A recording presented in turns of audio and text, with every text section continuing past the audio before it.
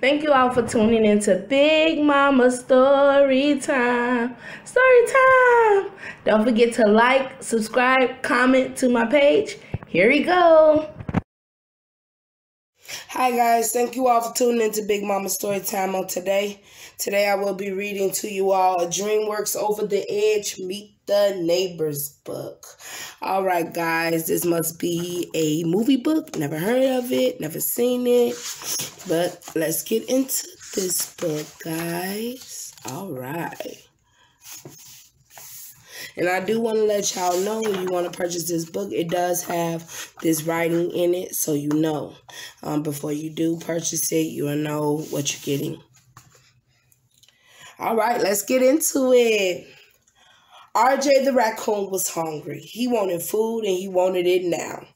RJ knew where to find some food, even if it belonged to a mean, sleeping bear. RJ crept into the bear's cave and quietly loaded a pile of food into a wagon.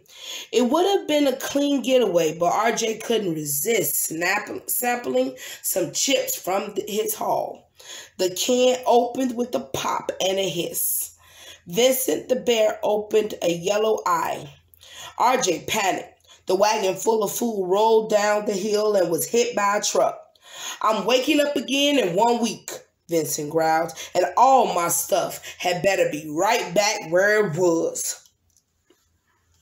Uh-oh, better have it back now. The next morning, one woodland family woke up to the first day of spring. Only 274 days left until winter, Vern the turtle warned as everyone ran off to look for food.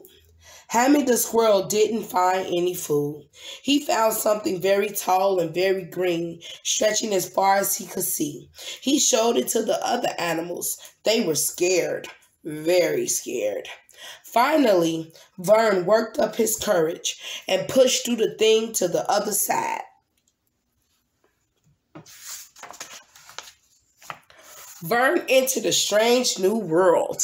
100 houses stood where the woods had been.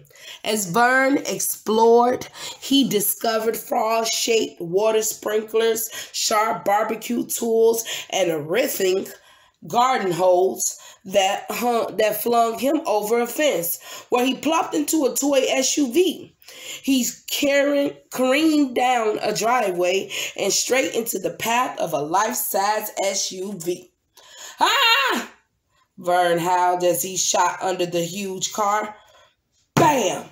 He hit a mailbox in the street next to a hockey puck. Thwop! A roller skating human slap-shot Vern back into the forest. He went flying too. Vern told the animals that humans and houses had taken away half the forest. The animal family worried how they would gather enough food for the winter. RJ had been watching the animals from a nearby tree. Their troubles gave him an idea about how to repay Vincent. He hopped down and told the animals that the big green wall was called a hedge, and that on the other side, they would find lots of food that they could store for winter, like chips. The animals ate nacho chips. They loved the cheesy goodness. RJ took the animals through the hedge that night. "Welcome to suburbia," he cried. Everywhere the animals looked, humans were eating, and the stuff they didn't eat, they put it in gleaming silver cans just for us. RJ said triumphantly, "Dig in." Oh, so that's what they think, guys? Suddenly, a huge cat came out of a house, took one look at the animals, and let out a blood-curdling meow. Then a woman, Gladys, burst out, waving a broom. "Get out of here!" she screamed, swinging wildly. The animals ran back through the hedge, breathless and terrified. "We want nothing to do with anything that's over that hedge," Vern insisted. But RJ had only 1 week to get enough food to pay back Vincent. He had a new plan, and he needed Hammy's help. The very next day, RJ lured Hammond over the hedge. "I want my cookies," Hammy screeched. He jumped up and down in front of two trail guy gals who had been peacefully delivering cookies until this crazy animal appeared. They watched in horror as Hammy ran around in circles like a maniac, trying to scare them. Finally, the girls bashed Hammy over the head with their manual.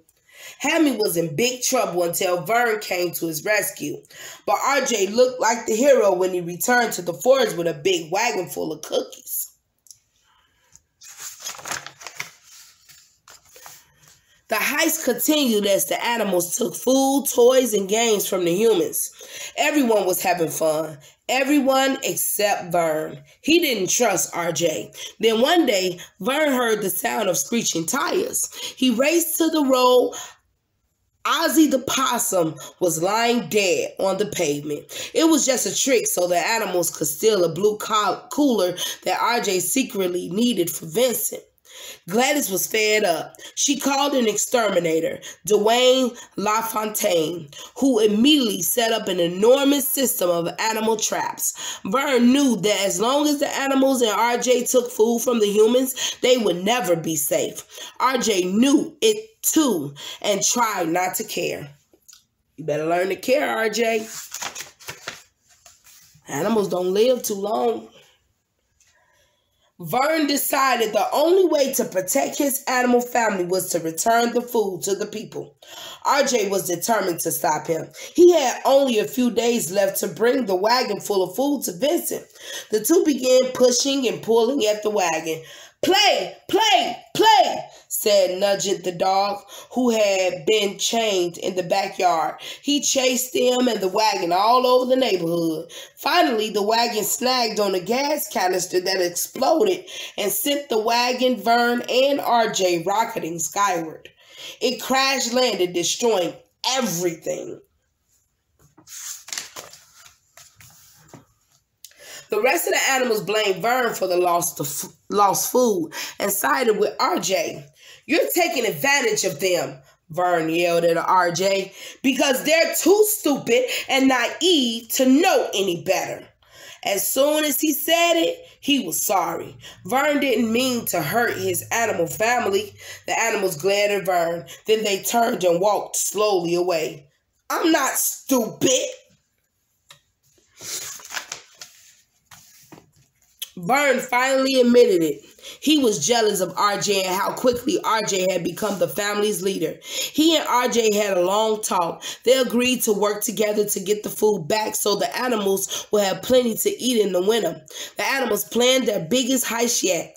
They had to get inside Gladys's house, but they needed the cat's collar because it opened the automatic door like a key.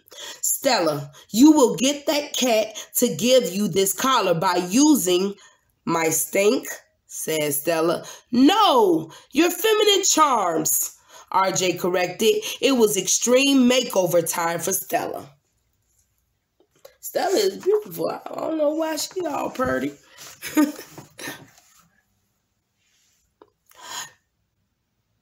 Tiger found Stella as charming that getting his collar was easy.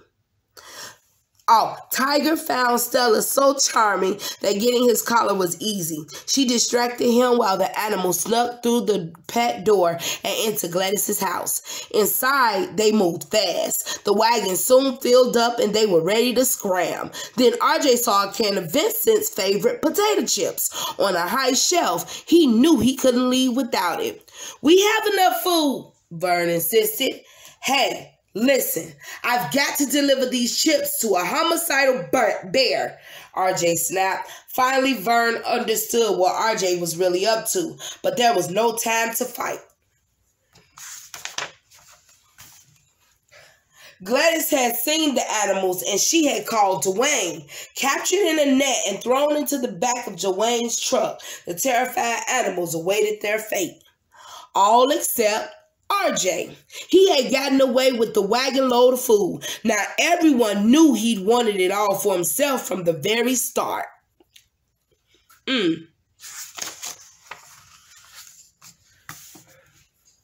RJ quickly delivered the food to Vincent. "I stopped to watch the show," growled the bear. RJ looked down the hill and saw that his friends were in trouble. He knew what he had to do. RJ grabbed the wagon and rolled it down the hill, crash landing into the truck. Dwayne was knocked out. Vern ended up in the driver's seat, but he had no idea what to do. Luckily, the Porcupine kids took over the steering wheel. It was just like one of their new video games. Vincent chased after RJ and landed on the truck. "Ah!" The animal screamed as the truck swerved wildly, flew into the air, and crashed into Gladys's house like a meteorite.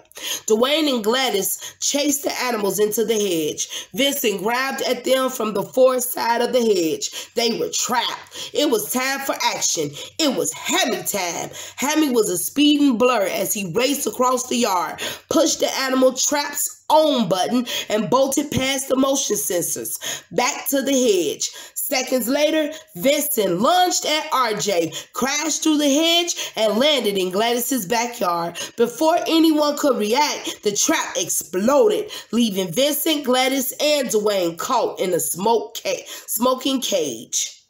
He trapped all three of them, and they in there with a bear. I wouldn't want to be in there. Would you guys? Not me. Back in the forest, the animals were celebrating. RJ watched them. "Hey, RJ," Vern said, "if you had told us that you owed food to a bear, we would have just given it to you. That's what families do." "This whole family thing is very confusing," RJ said. "Want to be part of it?" Vern asked with a smile. RJ definitely did. It was time for a group hug.